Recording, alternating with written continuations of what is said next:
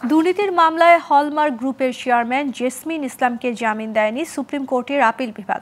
সকালে প্রধান বিচারপতি ডক্টর সৈয়দ রেফাত আহমেদের নেতৃত্বাধীন ৫ সদস্যের বিচারপতির আপিল বিভাগের বেঞ্চ এ আদেশ দেয়।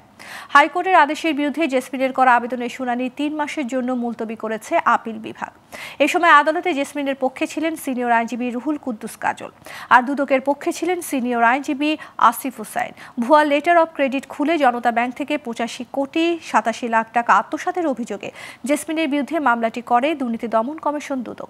এই মামলায় ২০১৯ সালের ১০ মার্চ জেসমিনকে জামিন দেয় হাইকোর্ট। তবে দুদকের আপিলের পরিপ্রেক্ষিতে সুপ্রিম কোর্টের আপিল বিভাগ একই বছরের ১৬ জুন হাইকোর্টের জামিন আদেশ বাতিল করে। জেসমিনকে ৪ সপ্তাহের মধ্যে আদালতে আত্মসমর্পণের নির্দেশ দিয়েছিল।